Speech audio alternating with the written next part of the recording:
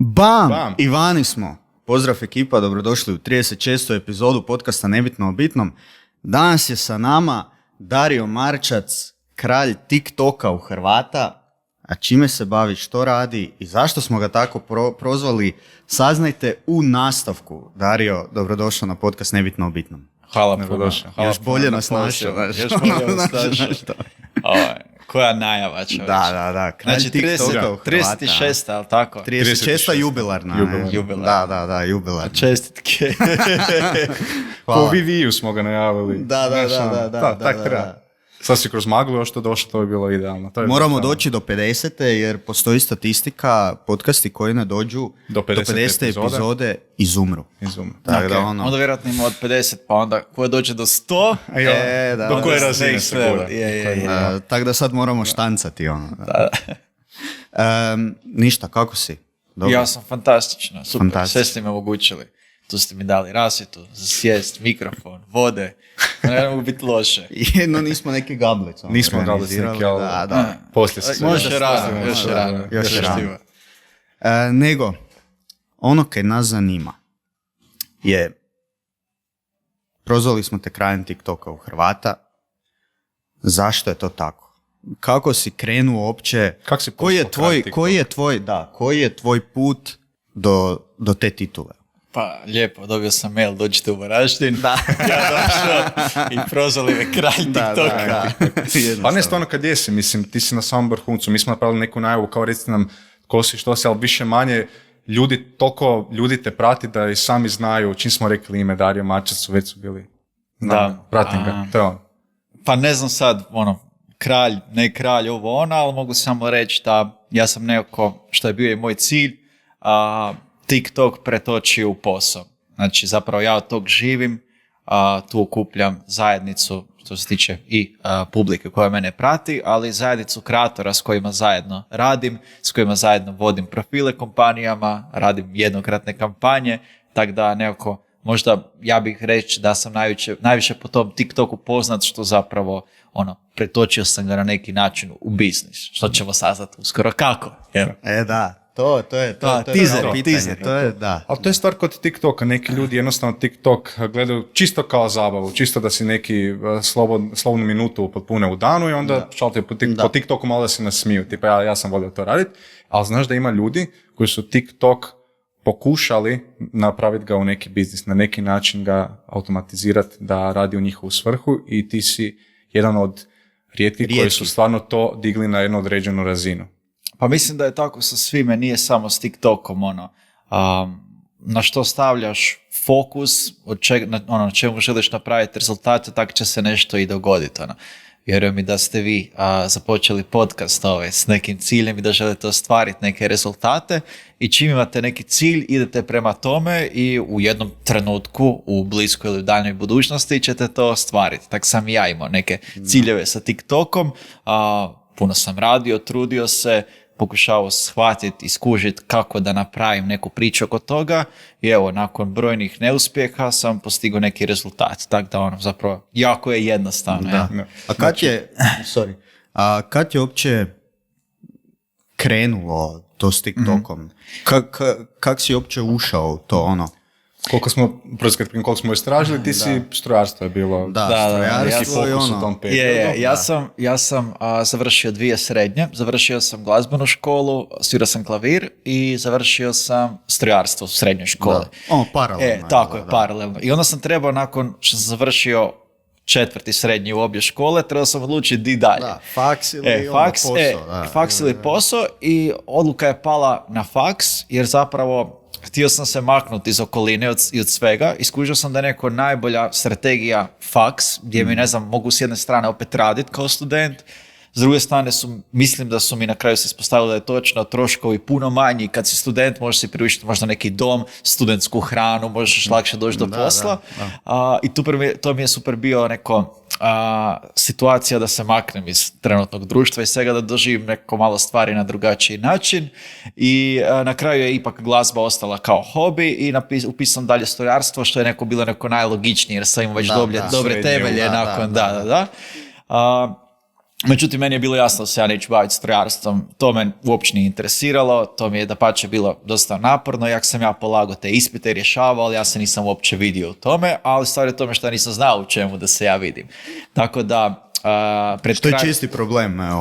Većina ljudi se traži. Ljudi, da. Ali mislim da je to normalno. To je normalno, tipa da mi sad i pitamo svoje roditelje šta vole raditi, čim bi se, vjerojatno ne bi sad znali. Onako, ako ne težiš za tim da stalno ne pronalaziš te neke stvari, i to su dosta često možda nekako drugačije, možda te drži jedno vrijeme, jedan period nešto, pa skužiš da si možda to nadišao, pa bi nešto malo drugačije. Ja sam se nekako bacio na način razmišljanja da želim ići tim smjerom, tako da sam ja pred sami kraj 3. godine otišao s faksa, ostalo mi, ja mislim, 5-6 ispita, tak negdje, jer ako se vratim opet na početak, meni nije bilo uopće završiti, nego cilj mi je bio maknut se i shvatiti šta ja uopće želim raditi. Ja sam pronaći sam sebe. Tako je, meni je zapravo faks bio savršen alat da tako nešto postignem.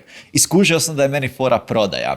To sam kroz te 3 godine proučavanja neko sebe i stvari koje bi mene potencijalno mogle zanimati, skužio sam da bi mogla biti prodaja fora stvar. I pronašao sam proizvod, što je točnije bilo software za poduzetnike i zaposlio sam se u jednoj firmi koja je odrađivala to. I to sam radio 2 godine. I zapravo to je bio moja velika promjena jer sam se maknuo s faksa, sa nekako studentskog načina razmišljanja u totalno poslovni svijet. Da. Znači ja sam te 2 godine to je veliki switch. Da, to je jako ogroman switch. Ja sam se promijenio totalno u okolini s kojom ljudima s kojima sam se ja okružio, promijenio sam svoj izgled, ja sam bio stalno u košuljama, u odijelima, jer zapravo moj glavni problem je bio što sam ja za taj svijet nekako bio premlad, jer ja sam pričao s ljudima koji su poduplo stariji od mene i onda je na kraju ispalo, to je bilo onako poveznica s te jedne strane mlade demografije, novi svijet, softveri i tako neke stvari vezane oko toga, ali ti zapravo se suočavaš s poduzetnicima koji su puno stariji i najčešće ne razumiju uopće o čemu se tu radi, a ja sam uopće morao stupiti s njima na prvu kontakt jer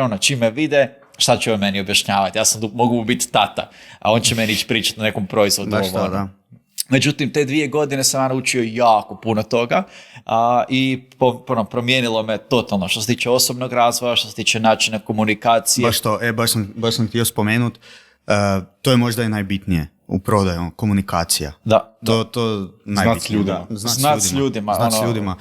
Bez obzira iz koje su generacije. Ja sam zapravo radio dobre temelje, jer sam iskoristio to vrijeme studiranja da što više proučim stvari koje su meni interesantne, naučio puno o komunikaciji, o prodaji, različitim stvarima, međutim jedno je kad ti čitaš iz knjige, a drugo je kad si ti na terenu i baš radiš to. Riječi u djela prelazi. Da, to je baš teško, izazovno, ali te 2 godine su mi bile fantastične. I teško je zapravo opće početi s tim. To je najteže, zapravo odlučiti se da se baciš u to. Prvi korak. Taj switch. Da, odrezati idemo.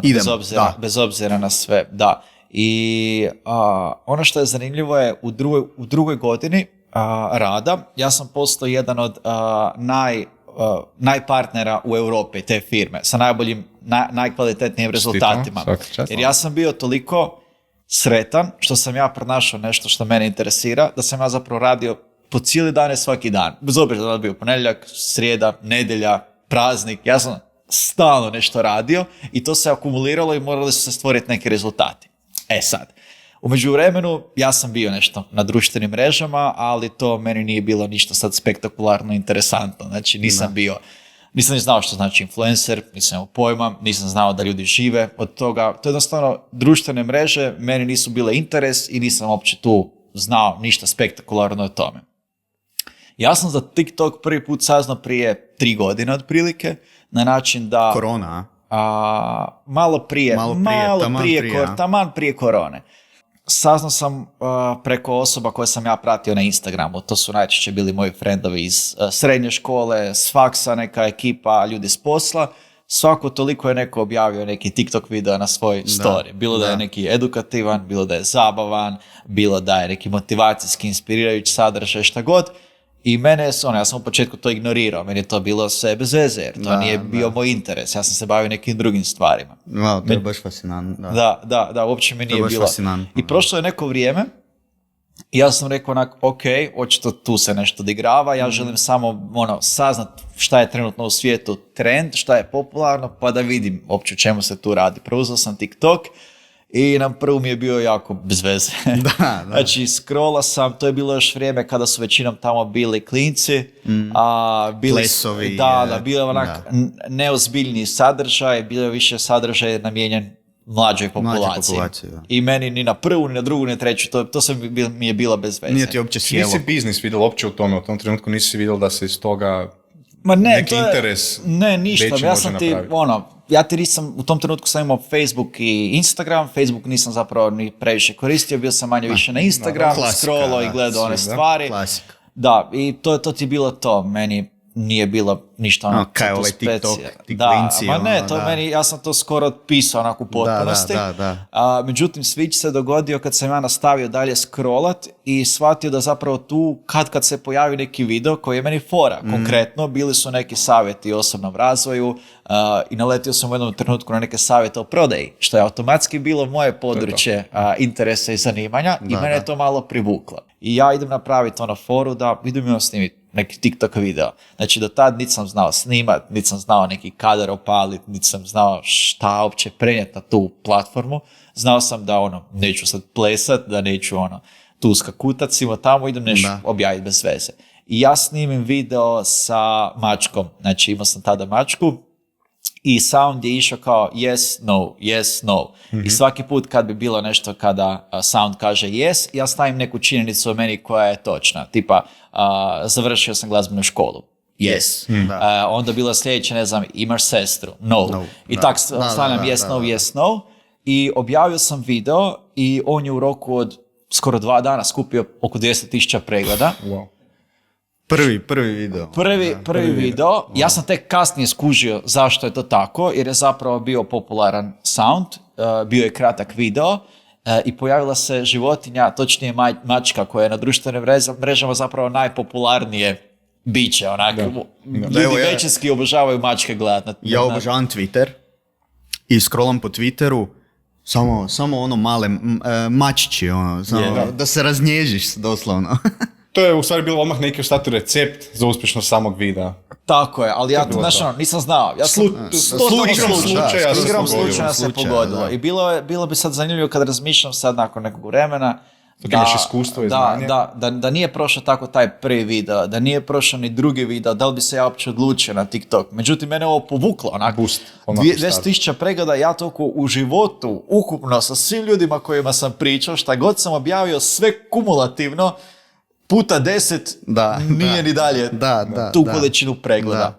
I meni je bilo onako, idem ja sad objaviti još neki video. Onda sam drugi video neke snimao dijelove stana, prošao je ni približno toliko dobro, ali bilo je ok. 3., 4. video, već sam išao malo neke konkretnije teme, međutim skužio sam da su to preozbiljne teme tada bile za TikTok, videi su prošli kriminalno, znači sa 200,000 na tipa 300 pregleda. Što se više trudili ulagali. Da, što sam više i onako sve mi nije bilo jasno. Ja sam mislio da svaki video koji ja objavim će proći super. To je to, nešto ti društvene mreže samo objavljaju. Ako je prvi ako je prvi 200,000, idući je bar duplo. Da, idući pola milke. Da. Međutim, nije bilo tako, ali obzirom na moj poduzetnički način razmišljanja i na iskustva koja sam imao tada, ja sam počeo uviđati neke stvari, a to je niti jedna firma nije bila u Hrvatskoj, niti u okolici na TikToku. Nema nikog.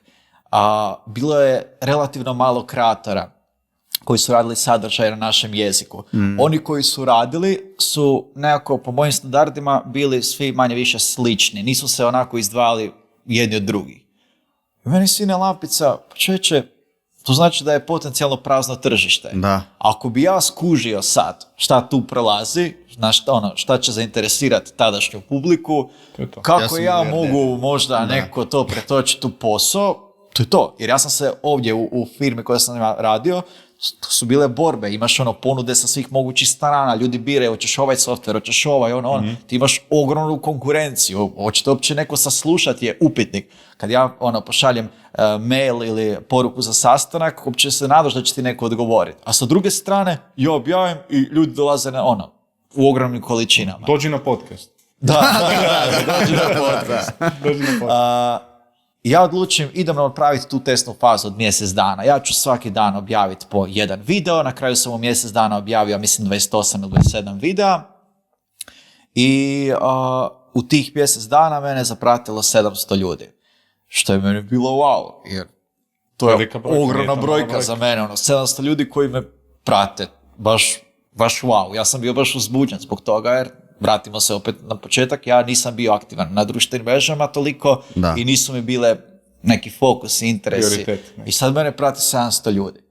Nakon mjesec dana, 700 pratitelja, otprilike 27-28 videa, ja sam donio jednu od najlučih odluka tada, a to je da ja prekidam raditi sve što sam ikad radio, mičem se s posla, mičem se od svega i idem se full dat u TikTok. Znači ja sam tada... Čekaj, morao si imati neke ušteđevine. To sam upravo sad krenuo. Znači ja sam obzirom na neke hrvatske standarde zarađivao iznad prosjeka. Zarađivao sam stvarno ok i zapravo ja nisam imao razloga da se maknem s tog posla, jer pogotovo ako ćeš slušati pogotovo roditelje, odi na sigurno, ima posao i sve, i sve išlo ok, sve je bilo super. Međutim, ja nek se osjećao sam da nekako želim nešto drugačije, došlo nešto vrijeme za nešto drugačije. Ja sam u međuvremenu skupio nešto ušteđevine, imao sam nešto sa strane, ja sam to odigrao relativno taktički, nisam onako sam skočio bez veze pa šta bude, relativno taktički, ali ostalo je taj prostor još improviziranja. Meni je bilo jasno da ja do daljnjega neću imati ništa od TikToka, jer uopće ne znam kako se zarađuje, nemaš zarada do pregleda, nema sponzora, ne znam uopće i da ima sponzora koji mene sponzorira. Informacije su isto ograničene oko cijelog tog koncepta. Da, i sjetimo se da je to bilo vrijeme kad nije ni, tek su ljudi startali, nemam ja od koga naučiti. I vani šta je funkcioniralo ne može se primijeniti na ovo ovdje. Drugačije je Amerika, ima ljudi kultura, tamo, kultura i ne možeš ti samo kopirati i zalijepiti sad ovdje, to je isto. Jer drugačije, skroz je drugačije pristup. Mentalitet, kultura, sve je drugačije. Tako je. Ali ono što sam ja uspio dobiti je vrijeme. A ono što prije nisam imao. Ja sam u jednom trenutku snimao 20 do 30 videa dnevno za TikTok. Znači, koliko ti je trebalo vremenski dnevno da to... Čekaj. 24 sata u danu, 20 do 30 videa dnevno. Da, znači meni ti je bilo da ja za svoj video sa idejom, editingom, snimanjem, izbacivanjem ne smijem imati više od 20 do 30 minuta za jedan video ne smijem potrošiti. To je maksimalno.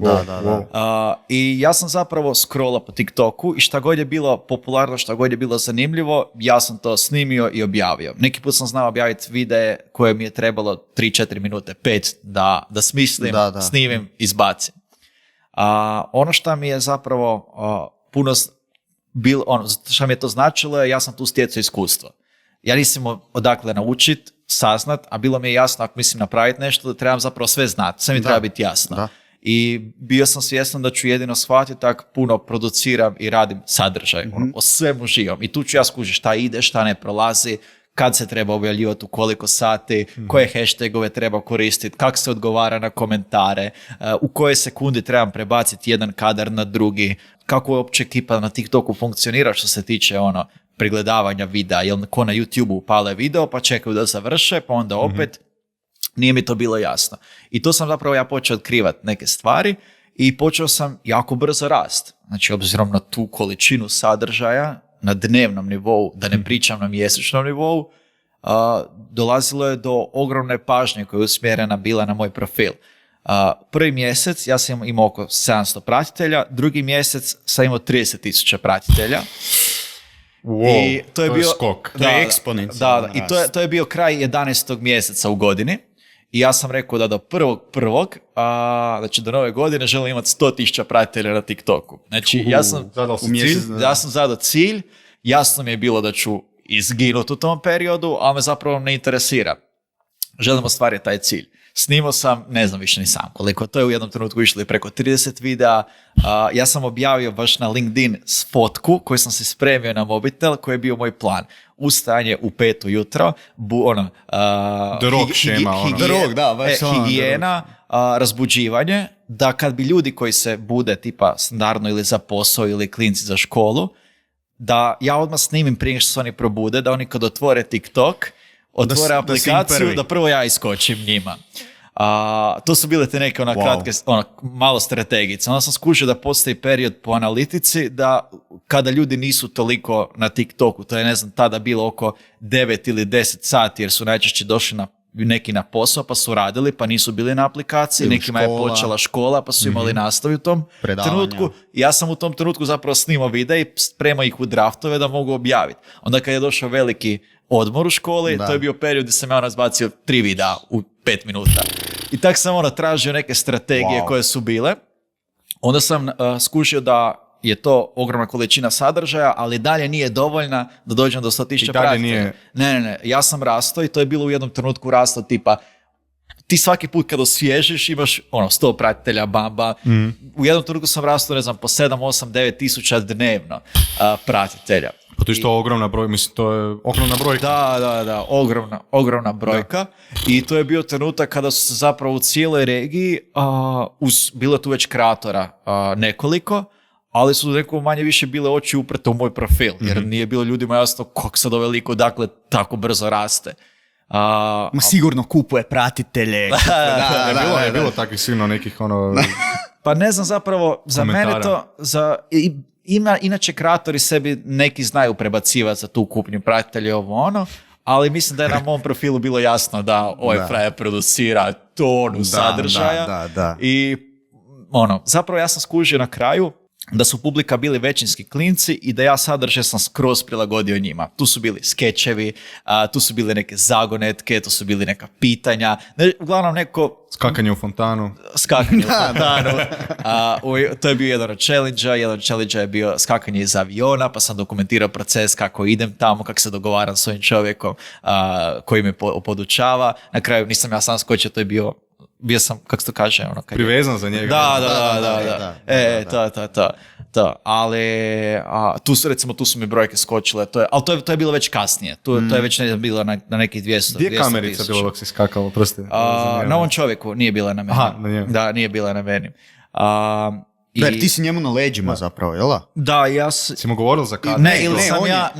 Ti si ispred. Ja sam ispred njega. Jer on ima padobran. Znaš, onako beba sam mu zavezan, on ima padobran. Da. I to je bilo onak, ne baš bajna situacija. Mi smo bili na 4 ili na 5 tisuća metara onak iznad i mi dođemo na rub kao, jesi ti spreman? Ja onak, nisam spreman. Si ti upal kameru. kao, dobro, idemo. I samo se spusti dolje. Onak. Mislim, super je, fantastično je iskustvo. I uglavnom, ja sam shvatio da uz sve ovo što radim, trebam raditi live-ove. Jer na live-ovima se skuplja isto neka publika, i zapravo na live-ovima te ljudi najbolje upoznaju. Oni ti postavljaju pitanja, ti odgovaraš na ta pitanja, ne znam, daješ neko svoje mišljenje o različitim stvarima i tu se nekako zbližavaš sa tom publikom. Ja sam počeo također jako brzo rast na live-ovima. I da bi ti završilo to da sam, ja mislim, 2 dana prije Nove godine došao na 100,000. 100,000 pratitelja. Evo, cilj ostvaren. Zadala si se, najteže stvari bilo krenuti i svo vrijeme koje imaš samo za to rezervirati. Da, s time da, mislim, meni je bilo jasno da ako ja hoću napraviti nešto na TikToku, da moram tu biti, ako ne najjači, među najjačima, ali isto tako mi je bilo jasno da to ne mora ništa isfunkcionirati. I ako se možete sjetiti back then, je Donald Trump pričao da će banat TikTok. Ja vam ne mogu opisati kako sam se ja preznojio. Znači, došlo do 100,000, kao sad će krenut nešto i ovaj lik meni priča o bananju TikToka. Na kraju su njega s Twittera. Da, nije na kraju to ispalo. They build a wall. Da. U mom slučaju na sreću. Ali u tom trenutku kad sam došao na 100,000 se počelo događati nešto za što nikad nisam mislio da se može dogoditi. A to je da su me ljudi počeli tražiti da žele kupiti moj merch. Merch for the church. Majice, hudice i meni je to bilo nevjerojatno. Jer ja zapravo sam... To je fan following već postalo, ne? Da, ja sam zapravo tip osobe koji nikad nije idealizirao kako se to kaže? Uglavnom nisam imao neku osobu... Nekog idola, na koga se ugledaš. Da je, ne znam, ispred mene prošao, ne znam sad ko, čak ih ne znam ni nabrojati, ja ne bi odreagirao. Znači, ja nisam mogu razumjeti te ljude. Zašto bi iko od mene kupio neku majicu? Zašto? Ne razumijem. Ali nisam mogao ignorirati, jer ih je sve više. A bil bi disrespekt na neki način da onak kao stvarno su se ugledali ljudi na tebe i ti onak njima... Pa ne znam, meni ti je bilo onak, pa ono, normalni. ne znam, ako se želite družiti, postavite mi pitanje na live-u, ne morate trošiti novce na mene, ne kužim. Znaš, mislim, imate i printeraj u blizini, ako ste baš toliko onak... Pišite si ono, fanovi, Dario Marčac. Da, ali nije to bilo to. Zalijepite Ali nije sliku to bilo i to. evo Oni su to. prsa Oni su idemo, htjeli da. osobno od tebe, oni su se jednostavno gledali na tebe, svidjelo mi Da, se to htjeli su kaj te radiš podržati, da, i postao si da. u stvari jedan od idola. Je. Da. Što mi je Da. teško za shvatiti danas, ne razumijem to, ali ono, činjenica da je tako. E sad, to je bilo sve divno i krasno da opet vratimo se na onaj poduzetnički način razmišljanja i ja sam zapravo razmišljao na sljedeći način. Ok, ima sad dosta osoba koje vole Darija i koje su spremne kupiti taj merch od mene. Međutim, ima puno osoba koje vole tipa Josipa, vole Lorenu, vole Ivana. Ha.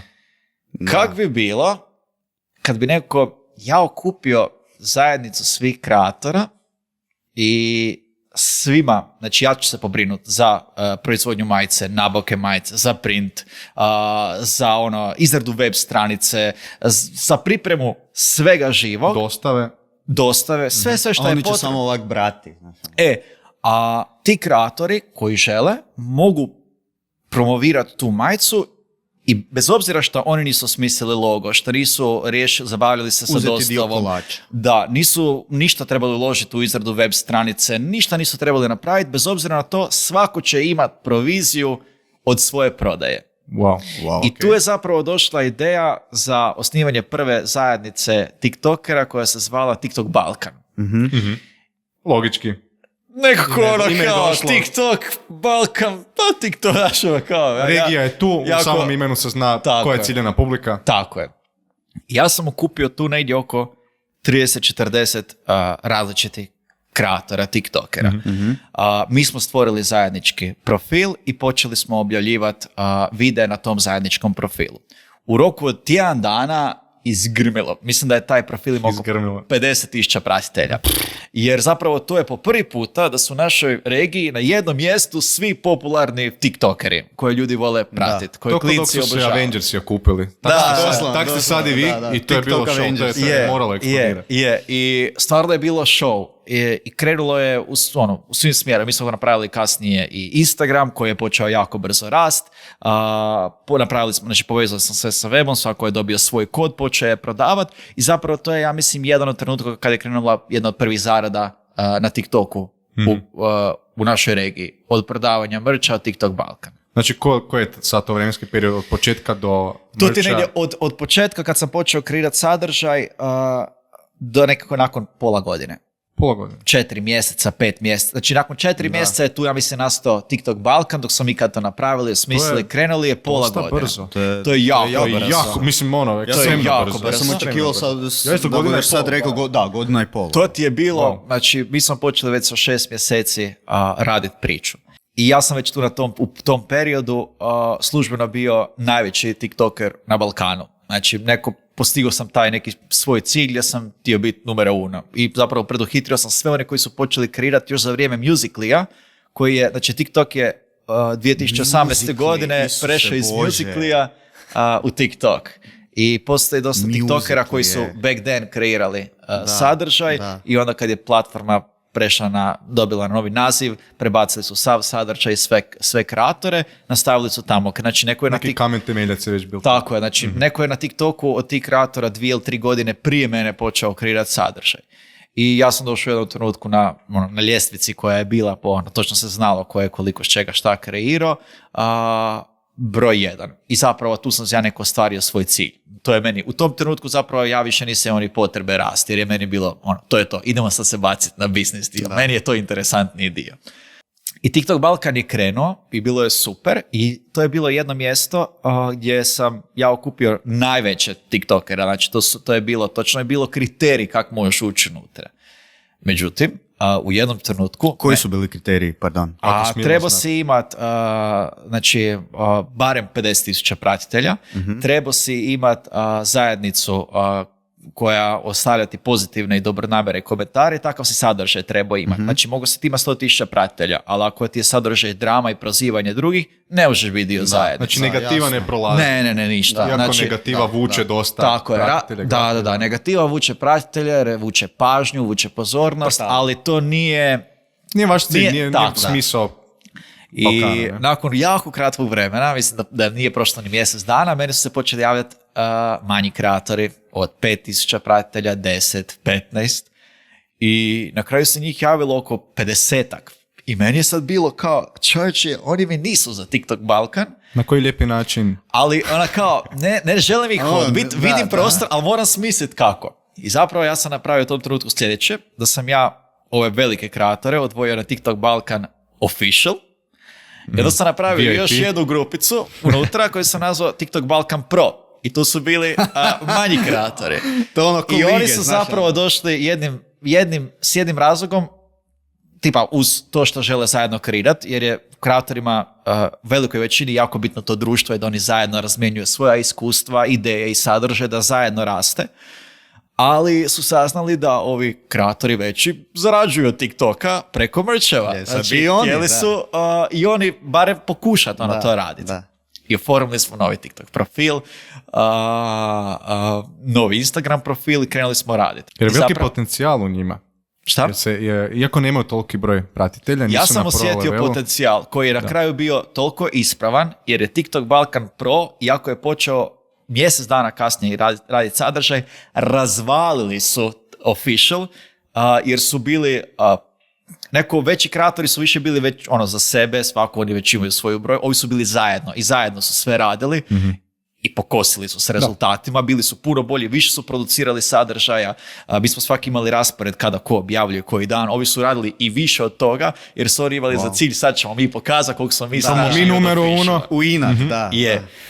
I stvarno su bili fantastični. I jedni i drugi su radili odličan sadržaj, respektali su se, proizvodili su dobar sadržaj za publiku i bilo je baš sve odlično. Nemam šta za reći. Odlični kreatori, lijepo su se probrali i ono što je, ja mislim, jako bitno je da u tom periodu su svi narasli za po 50, jer se publika miješala. Da. I za one koje nisu potencijalno čuli su saznali preko TikTok Balkan. Follow. Oni su ušli na profil, ne znam, koji prati recimo 100.000 ljudi, taj profil prati recimo 50 kreatora iz TikTok Balkan, oni su samo išli follow, sve su kao želim pratiti sve koji su unutra. I tu su dobri dio ovi koji su manji bili kreatori su zbog TikTok Balkan skočili na 50.000 plus pratitelja u kratkom periodu. Znači publika se jako izmiješala. A Dario ovak samo... A to je bilo dobro, ali zapravo Dario je taj bio na kojem se zapravo prelomilo sve živo. Jer to su sad te neke sitnice koje se trebalo. Ovaj meni je rekao to, ovaj je ovo, ovaj tu, daj mi... Ja onak, Iso Miki, koliko tu... Nisam znao da ima toliko posla, jer zapravo ti radiš direktno sa 100 kreatora, ali kreatori su kako i sam naziv kaže, jako kreativni, imaju neke maštarije, stalno nešto, uvijek imaš posla oko njima, onak, pogotovo sam trebao paziti na ego tih ljudi, jer ako te prati 100.000 ljudi na društvenim mrežama, ti si malo kao baja, a zapravo nisi baja. Kralj TikToka. Da, ne moraš biti ne moraš biti niko i ništa, znači brojke ne znači ništa, stvarno ne znači ništa i morao sam stalno njih manje više držati na nekom prizemnom nivou. Pogotovo kad je to krenuo. Menadžer. A ne znam kako se to zove. Da ne odu u oblake, da ne krene u krivom smjeru. Jer onda kreće kaos. Onda džabe šta oni imaju rezultate i sve. Ali TikTok Balkan imao jedan veliki problem, a to je šta nije bilo kompanija na TikToku. I zapravo manje više niko od njih nije imao suradnje. Jer nisi imao s kim raditi suradnje, zato što brendovi nisu na TikToku. Mi smo ovdje napravili raspašoj, samim time, ne znam, nama je na mjesečnom nivou bilo po 20-30 miliona pregleda na videima. I sad recimo kad neko ko se bavi marketingom, kad neko otprilike zna kako se raspolaže budžetima, mogu samo zamisliti koliko treba investirati u billboarde, u TV reklame, da ti dođeš do 20 miliona pregleda. To je ekstremno puno novaca treba za takav marketing. Tu treba imati ekstremno duboke, ludo duboke budžete, plus To je I to sve, marketing budžete. ali to je sve generacija koja je samo na jednom mjestu. Znači, nove generacije ne gledaju toliko billboarde, nisu na TV-ima, rijetko kad slušaju radio, imaju već oni svoj Spotify ili te stvari gdje Čak oni i u autu slušaju. više radio ne pali, zato jer... Da. Zapravo- Ja slušam podcaste u autu. Tako je. Koji? Tipa, nebitno, bitno. Čovječ. Zapravo oni imaju cijelu novu generaciju na jednoj društvenoj mreži, nove platforme, do koje inače je jako teško doći. Međutim, ja nisam kome to ispričati, jer nisu Da. tamo. Nisu to igre. Da. Nisu na TikToku. Džabe mi radili čuda senzacije kad oni ne znaju Neprimjećeni ste, vi ste jednostavno neprimjećeni, njima jer su oni na Ne znaju starijim kaj je to. medijima, Tako zastarijim je, medijima. tako je. Sad je I bila ono- poanta da vi njih Ono učite što u je vašoj bila igri. odluka je sljedeća. Znači, mi smo se okupili na sastanku i meni je ja sam mogao predvidjeti u bliskoj budućnosti da merch u jednom trenutku više njima nije bio dovoljan, žele još, žele više, uvijek želiš da predalje. I ja sam odlučio spriječiti to i do daljnjega pauzirati cijelu zajednicu. Mi smo prestali kreirati sadržaj, prestaje funkcionirati merch, jer je s vremenom dođeš ti do pika, ali ako ne proizvodiš nešto novo, uvijek nešto novo drugačije i publika se malo već zasitila toga. Zasiti, Tako lagani je. pad. počne. Ja sam skužio da, ali opet, znaš te majice imaju u konačnici jednu cifru. Tebi otpadne cifra na kupnju tih majica, na dobavku, na printera i na dostavu, na ovo. I tebi na kraju ostane taj mali postotak. Ne možeš ti sad očekivati da ćeš ti zarađivati 200 eura po majici. Znači, samo od merča živjeti. Onda, Da, samo znači od da možeš živjeti od merča, moraš ga baš kontinuirano proizvoditi u velikim količinama. I moguće je živjeti od merča, ali nama to nije bio fokus tada. Ja sam vjerovao da mora biti još priči. Da mora se nešto događati. cijeli Merch bez biznis za priče sebe. ne znači ništa. Da, to je cijeli biznis za sebe, merch. Da, Ako da, hoćeš samo da, od toga da, zarađivati. Da, neko mi nije bio smjer i fokus da se bavimo merchom. Znači, samo isključivo. Jer možda onda pati i sadržaj. Da, mislio sam Sigurno, da ima moraš još tamo- da. oko nečega. Jer zapravo, ja sam dosta toga outsourcao, cijeli ovaj dio oko dostave, oko proizvodnje, nisam se htio time baviti. Pogotovo u početku jesam, gdje smo mi morali pakirati svaku ali ja sam skužio da meni tu pola dana ide oko pakiranja. A gdje su kreatori, gdje je proizvodnja mog sadržaja i tu je uglavnom vrijeme kroz postalo problem. Za u jednom trenutku premali iznos koliko se investira. I onda moraš naći neki način da Ukomponirati uzmeš još to više odgovor. grana nekog prihoda. Da. Jeste možda proširili tim? Da ste proširili tim u smislu, mi ćemo biti samo content creatori, što se tiče tiska i merča, vi dajte samo to, ali koliko vidim po priči, to nije tak Da, završilo. samo su bilo, znači kreatori su imali su svoj fokus, znači proizvodnja sadržaja, promocija tog TikTok Balkan i merča, ali su samo bila još 2 dečka koja su mi pomagala oko toga, tipa oko majica, oko pakiranja, oko svega, koliko su mogli, koliko su stigli. Da. Ali to nisam se osjećao zadovoljnim. Imao sam neku puno veću sliku od toga. Mislio sam da možemo puno dalje napraviti od toga. Pauziranje je bio TikTok Balkan. Sad je bio fokus na tome jer ja sam sad odjednom dobio toliko vremena i energije koje nisam rasipao na sve moguće stvari, ja sam onda mogu opet imati fokus na nečemu. I meni je bilo, ako ćemo mi sad napraviti sljedeći korak, to moraju biti kompanije. Znači, moraju biti brendovi na TikToku, ja ne vidim neku situaciju između da se nešto može dogoditi. Ja sam u stvari pokušavao doći da razmišljao sam kako dođem do brendova. Ja njih ne mogu kontaktirati preko TikToka jer nisu na TikToku. Preko Instagrama je to malo da s nekom šaljem sad poruku, onak ne znam hoće upaliti. Nisam ja znao za LinkedIn tada, kao LinkedIn.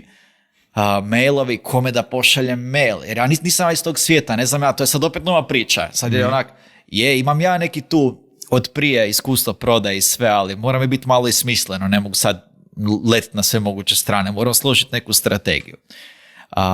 I sjetio sam se da sam u firmi koja sam prije bio poznavao jednog od vlasnika zabavnog parka na Velesajmu, Amazinga. I zapravo to mi je bilo potencijalno prvi korak do nekih brendova, jer mi je njemu bilo najlakše za objasniti, jer me on poznaje, zna koliko radim, zna koliko mi je stalo, potencijalni je kontakt, kako će reagirati, ali ja nisam imao direktan broj ni ništa. Ja sam sljedećih mjesec dana svaki tjedan dolazio u Amazingu, on je bio, mislim, ili na godišnjem ili na nekom putu nešto, niko nisam, ja sam mjesec dana išao tamo, da pokušam doći u kontakt. Na kraju sam ispričao cijelu ideju i doslovno je ispalo da ajmo probat. Ne znam, nemamo što za izgubiti, ajmo probat. Da ubrzam, znači u 4 mjeseca smo na njihovom profilu ostvarili preko 100,000 pratitelja. Oni su direktno osjetili rezultate što se tiče prodaje ulaznica, oni imaju one rođendanske pakete, ti možeš tamo rođendan slaviti. Poraslo je očito, počeli smo okupljati ostale tiktokere na tom području, krenulo se ljudi su počeli slati na Instagram poruke, da li je taj tiktoker, ja bih htio upoznati. Zapravo Amazinga je postala mjesto nekog novog okupljanja i tiktokera i publike i tamo se počelo događati sve. Amazinga je sad...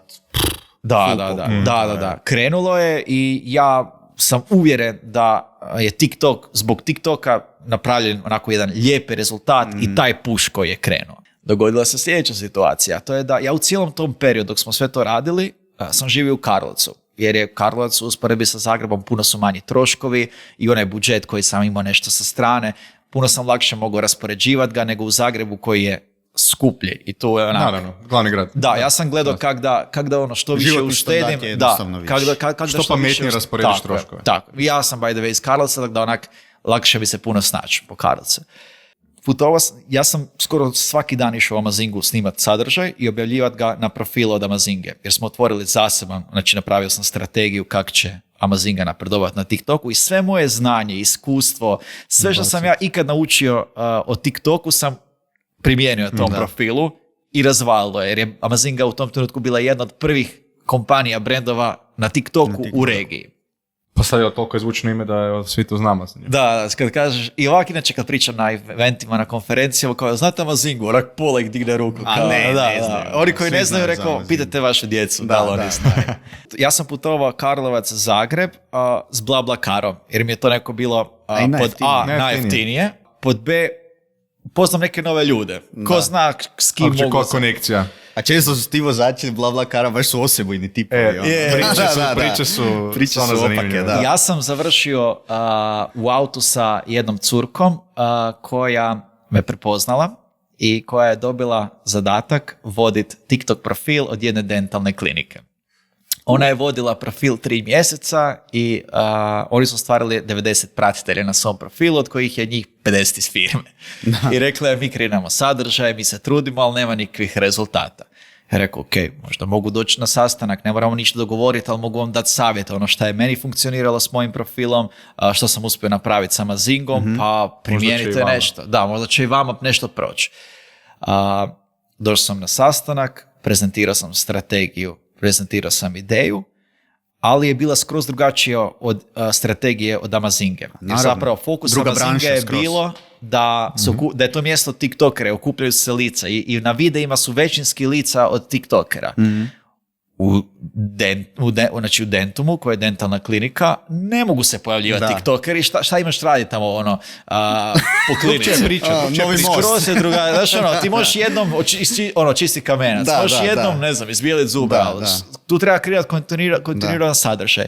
I ja sam zapravo razradio strategiju da ako dođemo do suradnje, ja ću osobno dolaziti kod njih i pisat ću scenarij i snimati njihove asistentice i asistente koji će biti ispred kamera, znači na kraju će TikToker će raditi sav taj strategiju i sve scenarije, snimat će, editirat će, a vidjet će se njihova lica. Ja mislim da smo u roku od mjesec dana došli na tipa 20,000 pratitelja sa novim, znači ja sam izbrisao jer rekao sam algoritam se već zakucali, ajmo probati s nula, s novim profilom i išlo je fantastično. I zapravo tamo sam upoznao Dijanu, koja je bila voditelj marketinga i prodaje i koja mi je svako toliko davala neke savjete. Prvi savjet, ja sam došao na sastanak, sve sam živo ispričao i objasnio, ona kaže, dobro, pošalji nam neku ponudu na mail. Ja ponudu istipkao u mail i to je to. I na kraju mi je rekla, dobro, ne možeš tako. Znači, totalno si razvalio si sa sastankom, pa valjda trebaš to malo i vizualno prikazati. Ja sam očekivala neku prezentaciju, nešto, ti meni istipko 3 rečenice, to ti je voliko videa, voliko para i to je to. Kratko jasno. Da, kratko jasno. Jer ja sam već bio u strategiji, idemo raditi ovo, nije meni bilo... I tu je došao jedan savjet, pa drugi, pa treći. Ona je meni zapravo iz tog nekog marketing svijeta davala neki feedback i usmjeravala me sa nekim prijedlozima i savjetima. Nije to bilo puno, ali kad sam znao doći kod njih u ured, je bio onak, pitao sam neki feedback, ovo ono. Naučio si. Tako je. I jedan, reci. Kaj ti i dalje služi u budućnosti, ti služi kako dogovarati poslove s ostalim brendovima i firmama. Točno. I tu je došao onda jedan savjet koji je promijenio sve, a to je otvori LinkedIn. Da. Kao, Znači, tu je LinkedIn došao. Tu je došao. Od Dijana je došao LinkedIn, ona je rekla, pa ti cijelo vrijeme obraća se krivoj publici. Ti se trebaš obraćati ljudima na LinkedInu. Jer tamo je tvoja publika, tamo su ljudi koji vode biznise, rade u marketingu, rade kao brand menadžeri, founderi su različitih stvari. To je tvoja publika. To su ljudi koje ti trebaš educirati i objasniti im u stvari šta je TikTok i šta im može donijeti, njihovom biznisu. Da. Ja sam počeo kreirati sadržaj tamo i zapravo ja sam jedan od prvih osoba u regiji koja piše o TikToku na LinkedInu nešto konkretno. Da nije, ovo sam našao na Google ovaj link, pa evo, pročitajte nešto o TikToku. Da. Ja sam prvi put počeo pisati neke konkretne stvari. Šta znači hashtagovi na TikToku, kako doći do boljih pregleda, kako se treba odgovarati na komentare, kako sam digao profil od Amazinge u kratkom periodu na to i to, šta smo skužili da tu funkcionira, šta smo tako, znači sve konkretno pisalo. Da. I tu su zapravo krenuli me ljudi konektat, počeli su mi slati neke poruke, komentare, jer su krenuli počeli su sve više pričati o tome. Vidjeli su da si ozbiljno postupao tome i da neke tu leži. Da, vidjeli su zapravo da nije to kako oni najčešće vide neki TikToker koji tamo neki nedodirljivi ili se glupira. Tu su vidjeli potencijal za buduću veću zaradu. Da. Tako je. I neku novu publiku skroz. Novu publiku, apsolutno. I tu je došla 3. firma, 4. firma, 5., 6. I zapravo u jednom trenutku, ja u jednom trenutku sam imao toliko posla da ga više nisam mogao napraviti. I onda sam počeo kontaktirati kreatore koji su bili u prošloj zajednici i skužio sljedeću stvar. Da je većina njih, nažalost, otpala za vrijeme korone, jer za vrijeme korone se sva publika na TikToku izmijenila. Došlo je jako puno starije populacije, znači 30, 40, 50 godina. Mislim, starije, ja pričam obzirom na ovih od 13-14 godina. Da. Pa je, da, istina. I zapravo sadržaj se promijenio. Više ne prolaze zagonetke ili pitalice ili skečevi u školi. To više nije bio taj nivo. Međutim, velika većina se tih kreatora nije mogla prilagoditi i oni, iako su imali 100-200 tisuća pratitelja, su propali zajedno sa tadašnjom publikom. Nisu se mogli prilagoditi. Tako da s jedne strane, to što imaš neku brojku na TikToku ne predstavlja ti puno ako nećeš konstantno unapređivati i poboljšavati svoj sadržaj. Oni će otići. Ti klinci jako brzo sazrijevaju. Ti njih interesiraš u 7-8 razredu, a za 2 godine su oni već prvi srednji, oni već imaju druge interese, drugačije teme i ti više ne prolaziš sa svojim forama. Da, trebaš napredovati zajedno. Tako je, sa zajednicom. I tipa kad se usporedi moj sadržaj, od prije su 2 različite osobe. Nema veze s vezom. Kad gledaš moj zadnji video i moja prva 3 videa, šta se događa, često tu radim. I ja sam morao ponovno filtrirati svakog kreatora zasebno, pronaći sve nove kreatore, od onih postojećih vidjeti ko se umislio. Su opet bili kriteriji neki za nove kreatore? Sad su bili ekstremno visoki. Znači, tada su bili visoki, a sad su bili, znači, utoliko da sam ja na kraju na popisu imao skoro 300 kreatora, imao sam negdje oko 250, od kojih je samo 50 prošlo taj filter koji je trebalo proći za suradnje. I tu su krenule suradnje i počeli smo voditi profile brendovima, počeli smo raditi različite strategije koje su u početku zapravo bile relativno jednostavne i kasnije smo shvaćali koliko toga imam opet za naučiti. Evo, mi sad radimo to zadnje 2 i nešto godine i isključivo smo samo fokusirani na TikTok. Ima dosta naših klijenata koji nas pitaju, ok, možete nam voditi recimo Instagram profil ili Facebook, ali sve odbijamo, želimo biti samo isključivo fokusirani na TikTok i tu biti najbolji. Da. I nakon nekog vremena, kad sam postao aktivan na LinkedInu, počeli su me zvati na konferencije, na evente, na panele različite, počeli su me zvati kao predavač o različitim temama. Pa na taj način smo se mi kontaktirali na Ajvo Ražnjeno. Tako je, tako smo se mi upoznali. I onda 6 mjeseci nakon 6 mjeseci sad si na tu. Tako je, Sad si- za prava priča. Odlično si vodio tu panel ovoga raspravu o cijelom prezentiranju TikToka i društvenim mrežama, bilo je stvarno užitak hvala. da slušati. Hvala ti. Mislim, sad mora tak reći jer kao ja sam tu. Da. A ne, sad ti kad te slušam, vidi se koliko si elokventan i uopće me ne čudi da si napravio to kaj si napravio. Da si kralj Baš. TikToka. Da, kralj TikToka u Hrvata. Ne, stvarno je to. Toliko si dobro objasnil publici na koji način funkcionira TikTok, da to više nije za zabavu, da se to promijenila cijela igra, da se promijenili ljudi koji se nalaze sad na tim društvenim mrežama i kao što si spomenuo, LinkedIn i TikTok, to su više manje danas tebi glavne animacije, koliko smo i pričali.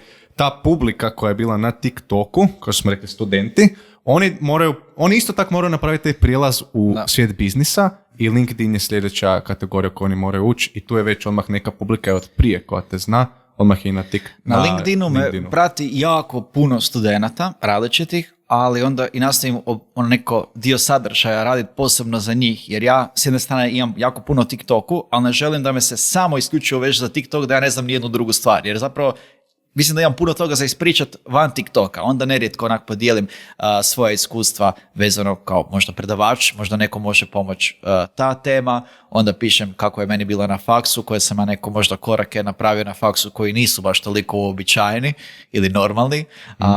I tako neke stvari vezano kao moja priča, gdje sam ja kao ja dosta tu pogriješio oko nekih koraka za koje sam mislio da su ispravne, neki način razmišljanja i tako Podijelim uz TikTok i malo šire od toga, jer mi je jasno da me ljudi jednim dijelom prate zbog TikToka, ali drugom jer žele nešto saznati. I ima ekipe s kojima smo isto smo godište, pa žele onako možda vidjeti neki moj način razmišljanja, pa usporediti ili tako. Daj mi reci, pošto smo sad na podcastu. Podcast je jedna od platforma koja je pogotovo za vrijeme korone stvarno eksplodirala, stvarno je dobila veliki boom. Na koji način ti vidiš podcast koji je dosta opušteniji format, ima naravno tu određene pripreme, ali razgovor mora teći ležerno. U svijetu TikToka, Instagrama, LinkedIna, gdje vidiš podcast kao pravilan, ukomponiran sadržaj? Gdje se to može dobro iskoristiti? Pa zapravo mislim da ja sam baš imao jednu LinkedIn objavu gdje sam detaljno raspisao kako bi ja radio podcast kad bi ja radio podcast. Da čujemo. To je, znači, doslovno ovako. Ja mislim da ima dosta ljudi koji rade podcast, ali ga ne iskoriste dovoljno dobro i jako i marketinški kvalitetno da taj podcast odskoči na novi nivo. To funkcionira na sljedeći način. Znači, ja se ovdje trkeljam sljedećih sat i pol vremena i vi imate jedan veliki YouTube format. Da. To je potrebno sasjeckat u što više kratkih vertikalnih video formata. Što više. Ako vi možete od jednog videa od sat i pol dobiti 150 malih videa, savršeno. A ako ne, lupio sam brojku. Bez veze brojka. Znači, nije potrebno se ograničavati mi ćemo napraviti 10 kratkih video video klipova i to je to jer će ljudima previše dosaditi. Recimo na TikToku. Da. Na TikToku ljudi gledaju sadržaj ne na način toliko da odu na neki profil, pa onda scrollaju video po video, već su više na naslovnoj stranici, na For You page. Moramo iskočiti. I trebate iskočiti, a realno ne znate s kojim ćete videom iskočiti. Možete iskočiti sa... Nas uvijek iznenadio. Znači, možda neke stvari koje vjerujete, to je to. Da, uvijek se iznenadimo. Uvijek se iznenadimo. Uvijek se iznenadimo. Na kraju misliš, izbaciš neki videić koji nema kao ko će ovo gledati i taj prođe. To bi značilo da zapravo ne mi odlučujemo šta je kvalitetno, već publika. Ono što mislimo da je bez veze, publici se sviđa, znači taj video je kvalitetan. Da. Vi iskoristite iz tog dugog video formata što više tih kratkih video klipića koje potencijalno bilo bi najbolje da ih titlate. Znači titlovi, to smo skužili. To smo shvatili, obavezno mora biti titlovi. Tako, obavezno mora biti titlovi i odmah treba biti video u prve 3 sekunde u glavu. Znači, nije potrebno dobar dan, dobrodošli, gotovo, ode publika. Swipe, konkretno. Može krenuti tipa video na način da pustite jedan dio od mene, od bilo koga i samo gore napišite koje je pitanje, a gost odmah odgovara na njega. Tako da je odmah u glavu straight to the point. Da, to smo počeli Prekasno, Do nedavno, prekasno, Dobro, nije ali kasno. nedavno Znači, nije smo kasno. počeli Još tak ima raditi, da. puno podcasta koji uopće nisu počeli s TikTokom. Znači, taj jedan vertikalni video format obavezno na TikTok, na Facebook Reels, na Instagram Reels i na YouTube Shorts. Da. Facebook prolazi u zadnje vrijeme da je to nevidljivo. Ja sam znao imati ja sam znao imati videe na TikToku od 50,000 pregleda, na Facebooku 300,000 pregleda. Da. Ne možeš znati. Ja sam već lagano otpisao Facebook, ja već razmišljam da izbrišem Facebook. Naš Messenger funkcionira sve, ali da je toliki rič također i na Facebooku sad, to me jako iznenadilo. Koja je tema, znači na Facebooku je starija publika. Možda ih može pogoditi neko od pitanja koje ste postavili na podcastu. Da, kojiš ono drvo, Drvodjelstvo. To smo trebali staviti na Facebook. Imali smo kolegu koji se bavil drvima i našli smo cijelu skupinu ljudi na Facebooku od drvodjelstva. Grupa od 45,000 ljudi je ono glavno. Facebook, wow. Ono što bi zapravo treba, znači vas je sad 5 oko mene. Da. Sad da me napadnete, ja sam gotov. Toliko vas je ono u divu. Naš si. Imate priliku sve prethodne, od prvog podcasta koji ste krenuli, iskoristite, znači sav taj sadržaj za video format i na sve mreže ga izbacite. Ne morate se isključivo držati najnovijeg, kao mi moramo zadnja 2 sad izbacivati. Možete izbaciti 19. koji je zašao, ja ne vidim... Da, reciklirati sadržaj što više, jer je to vama zapravo marketing, jer ljudi će vidjeti vaš kratki TikTok video od 15, 20, 30 minutu na TikToku, kliknut će na vaš profil i vidjet će ili u opisu, link, u opisu profila izašao je najnovija epizoda, kliknut će na to, ili će otići na, imaš tamo jedan klikom možeš ići na Instagram ili na YouTube i zapratit će vas zbog TikToka. Jer na YouTube-u sa tim horizontalnim formatom nije ni približno toliko dobar doseg kao sa kratkim videoklip. Znači vi zapravo privlačite publiku sa svih društvenih mreža i bacate ih. Tako je. Možda tipa neko od sad publike kad izbacite na TikTok ili na Instagram, ova epizoda sa mnom neće biti interesantna jer im nije TikTok napet pa neće gledat. Ali ovo sa drvima je hit, obožavaju. Tako. Ne možete znati i vi trebate samo što više reciklirati video formata. Što se tiče LinkedIna možete pisati, to vam je isto mreža sa trenutno lijepim dosegom. Tu pišite malo neko više možda stvari, iskustva u tekstualnom formatu što se tiče podcasta. Kako ste vi krenuli s podcastom? Koji su vaši izazovi na podcastu? Koliko vas je? 10? Da. Kako je raditi s timom od 10 ljudi? Kako je okupi 10 ljudi? Te priče trebaju. Znači, nije isključivo potrebno... Kako ste krenuli, kako ste kupili uopće prvu kameru? Dakle, vam uopće lova. To ste podijelili na 10, pa onda kupili ona... Nas nije u početku bilo 10. Nije nas bilo, rasli smo s vremenom. S vremenom smo stvarno rasli. Jeste uzeli novce tati ili mami za prvu kameru? Kako ste to riješili? Znaš ona te? Da. Zanimljivo, da, zanimljivo. Upravo se tome radi. LinkedIn je stvarno platforma za... taj dio podcasta, znači startup, kud je krenulo. I recimo zbog takvog pristupa će se ljudi dodatno zainteresirati za vaš sadržaj. Možda se za moj sadržaj ne zainteresiraju direktno i čak i uz rezultate. Ja objavim neku kampanju koja je prošla ili dobro ili loše i možda se tu mogu zainteresirati ili ne, ali zna biti da neko moje iskustvo, ne znam, zapeo sam u prometu tu i tu i sjetio sam se neke stvari kaj sam radio na faksu, pa evo da podijelim s vama i ekipa samo odjednom, to se meni isto dogodilo i znaš, na tim stvarima se oni povećemo. Znaju da nisu sami, jednostavno su pronašli isto mišljenike, ljudi kojima su se slične situacije dogodile i to je ta glavna publika. Povezano s publikom. Znači, ja bi doslovno na vašoj situaciji nastavio snimat. Rekli ste da imate, nebitno, sat i pol, 2, 5, nemojte 5, ubićete gosta. A ima neki koji bi bili i 6. Vjerujem da ih ima. Znači, veliki format, znači sat i pol. Jako puno kratkih i pošto imate 10 ljudi u timu, nek vam pola budu fokusirani samo da proizvode što više sadržaja i izbacuju što više. Znači, ako se ja mogu izbacivati 20 videa dnevno i da je to prolazilo, nemate tu količinu sadržaja koju možete toliko preći, a da je previše. Znači, nikad nije previše. Nema granice, doslovno. I ne morate se na to ograničavati da, ne znam, ja ću imati 5 videa od tog gosta i sve više od toga ja napred. Ne, znači izvuci što više, koliko god više možeš. Onda možete imati neke možda posebne kvotove što je neko izgovorio, neko 2-3 rečenice koje su vam baš onako sjele, pa dodate neku sliku pa napišite tu kvot. To bi bilo isto interesantno. Mada sad fotografije, pogotovo na Instagramu, lošije, slabije prolaze. Možete pitati nešto, kako ste vi napravili na Instagram storijima, postavite pitanje. Vjerujem da će Q&A dobro proći kad ćemo poslije ga odraditi. Vjerujem da će Q&A, to je taj odgovor. Pitaš gosta, gost odgovori, to ti je video klip. Pogotovo je super što mi sjedimo stacionirano, vi imate stacionirane kamere, možete si dozvoliti da se kropa vertikalno, da se neće puno mijenjati. Tako da, eto, to je savjet. Hvala na savjetima.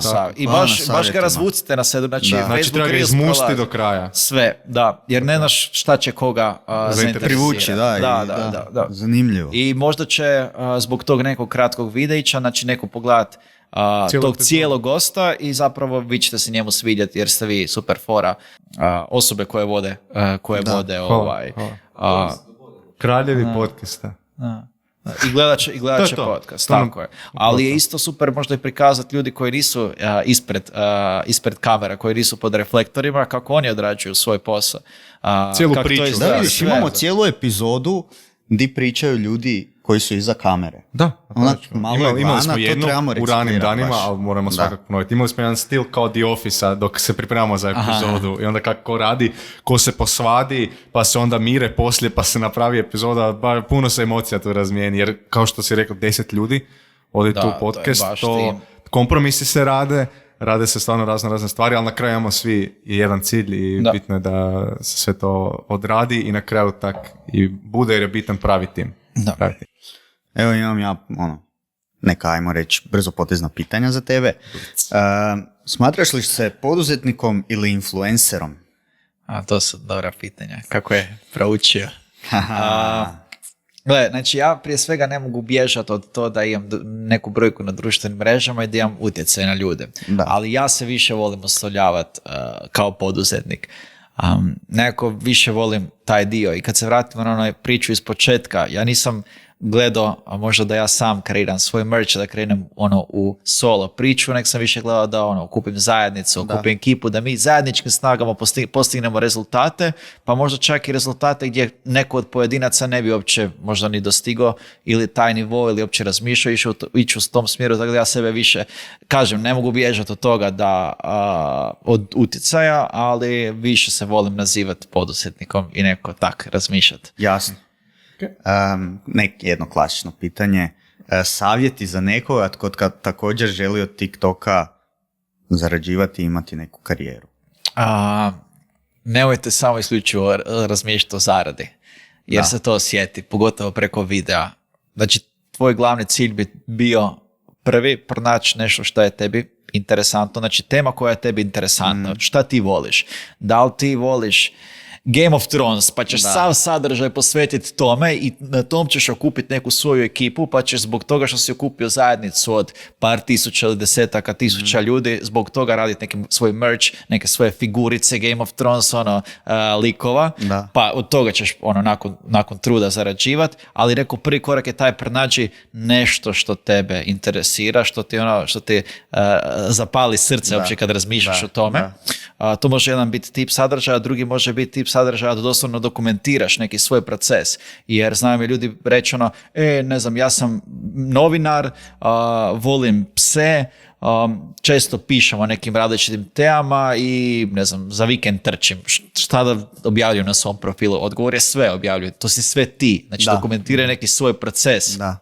Neki svoj dan. Tako da zapravo prvo je bilo da uopće pronađeš sadržaj koji želiš objavljivati, kreni aktivno objavljivati, okupljati svoju zajednicu i stvarno im daj nešto, daj im neku vrijednost od svoje strane i kroz vrijeme će doći tu, obzirom da sad više nije početak toliko TikToka, neke suradnje, neki pregledi, neki pratitelji i to će se već kroz vrijeme monetizirati. Ali samo ključno da ljudi ne idu u te vode imajući na umu samo isključivo zaradu, jer je jako teško. Znači, ja sam ostvario nešto u relativno kratkom vremenu, ali kad podvučeš koliko je to sati uloženo, ja sam uložio već na stotine i na tisuće sati da dođem uopće do nečega. Samo je to bilo u kraćem periodu da sam ja samo to radio po cijele dane, ali možda neki nemaju tu priliku raditi, pa moraš odrađivati 50 stvari, pa onda ti ostaneš malog pola sata vremena u danu da radiš. I onda to investiraj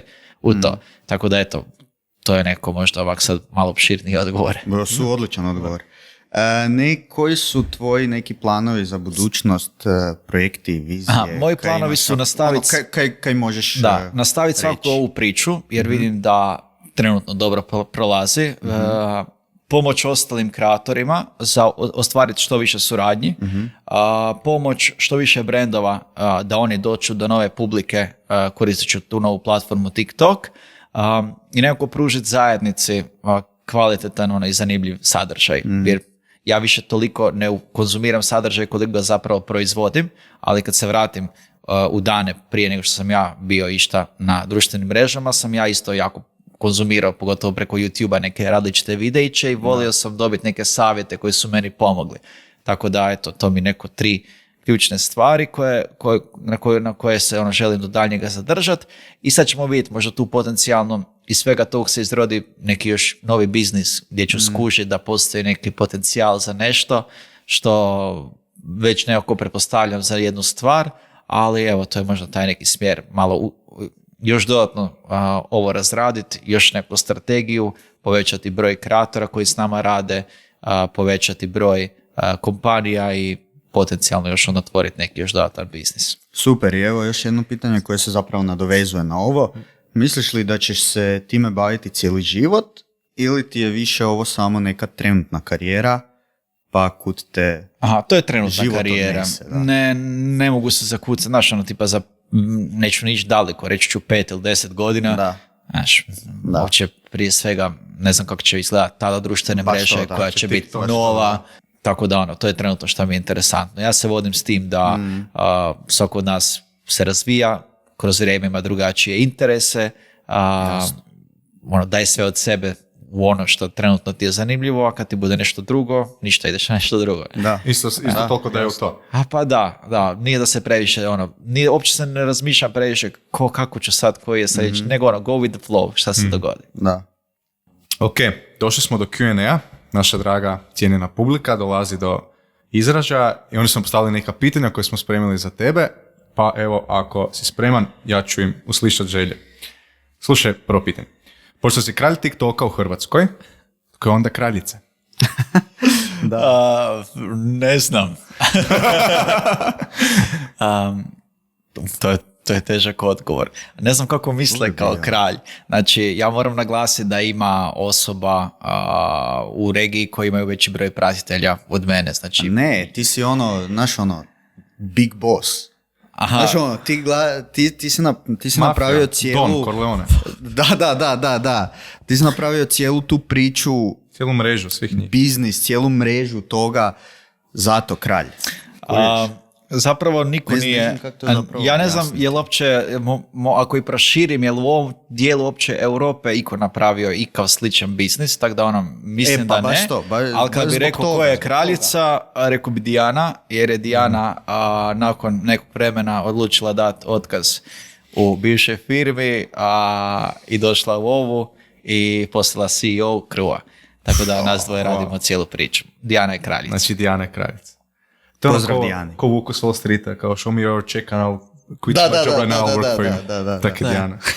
Ok, you super. Got my money taped on your books. So technically you work for me. You work for me. Drugo pitanje, hoće li oglasi promijeniti odnos između content creatora i korporacija? Pa, sigurno će oglasi donijeti jako puno razlika na TikTok. Prije svega smanjit će se doseg, to je prvo, jer logično ako su tu oglasi, odmah platforma želi da se ulaže nešto u oglase.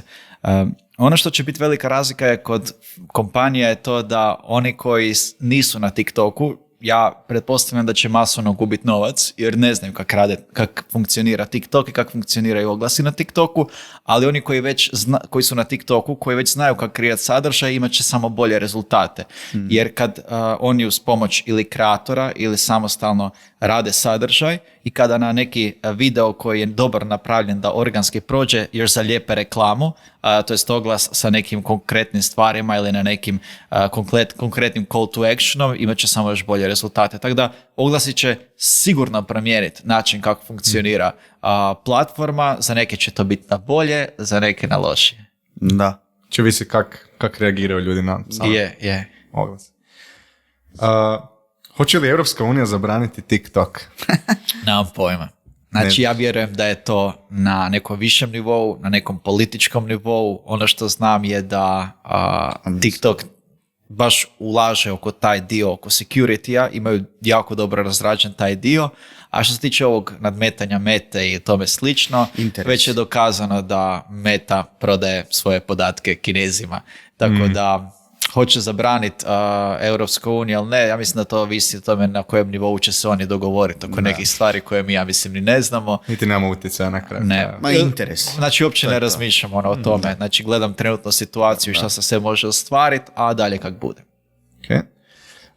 Zanima me, koristiš li umjetnu inteligenciju u kreiranju sadržaja? Da. Da? Umjetnu inteligenciju koristim najčešće za neku dodatnu inspiraciju oko sadržaja. Trenutno mi ne pomaže oko raspisivanja detaljnog scenarija, ne pomaže mi oko snimanja. Ali neka nova ideja. Neka nova ideja. Nešto ja raspišem o čemu se radi, šta bih htio kreirati i zna mi pomoć oko neke inspiracije. I to mi je sasvim dovoljno. Samo da baci jednu temu, 2 teme i već meni onda sine dalje ideje i razradim dalje. Tako da. Da, odlično. Misliš li da će te u narednih 5 godina umjetna inteligencija možda zamijeniti tebe i ostale kreatore? Ja bi bio presretan. Znači, ja bi bio presretan. For the record, ja ću biti jedan od prvih osoba koja će stvoriti AI influencere, jer s njima sigurno lakše radiš raspravljati.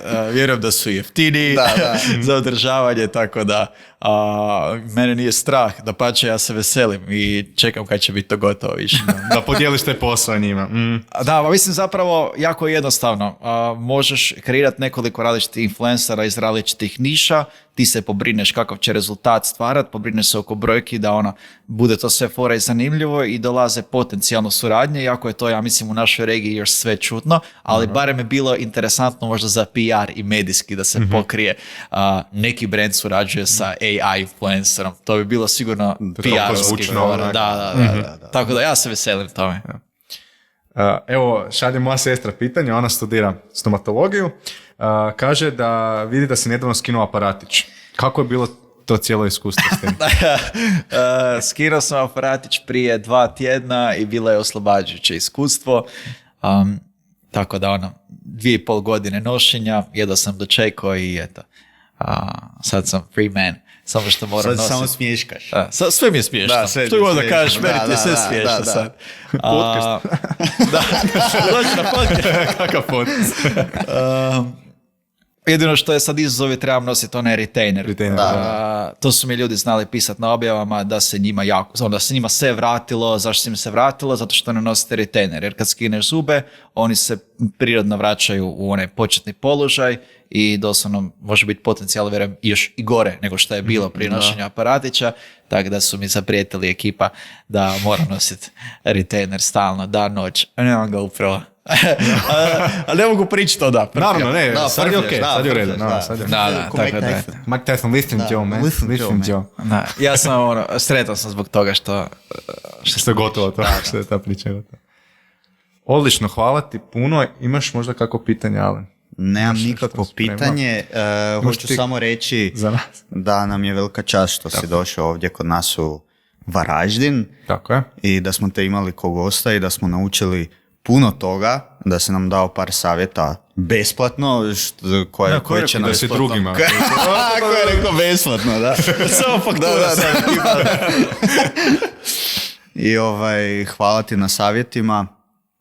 Hvala ti što si se uopće odazvao. Hvala vama na pozivu, bilo mi je baš lijepo i drago tu, nisam uopće imao pojma da vas je toliko u timu, ovo je baš jedna ozbiljna organizacija. Mislim da radite super posao i evo možda još da integrirate ti neki par idejica koja sam rekao i mislim da možete još Obavezno. lijepo se lansirati dalje i zapravo ovo je dugoročna priča šta vi radite. Da. Tu treba baš biti kontinuitet kod gostiju, kod objava, gledati kako možete uvijek nešto unaprijediti. I obzirom da vas je dosta u timu, mislim da morate imati baš puno komunikacije oko svih stvari. Tako da eto, ali super priča, hvala. Hvala ti još jednom, nadam se da se vidimo još koji put, želimo ti puno sreće u nastavku daljnje karijere. Hvala. Hvala. A vi, draga publiko, hvala puno još jednom na gledanju još jedne epizode podcasta Nebitno bitnom. Uvijek se možemo vidjeti na ostalim portalima, na TikToku, na YouTubeu, Instagramu, Facebooku, Spotify, Google podcastima, svemu smo na web stranici. To je to. Evo, Dario Marčac, hvala ti još jednom na gostovanju i vidimo se u sljedećoj epizodi. Bam!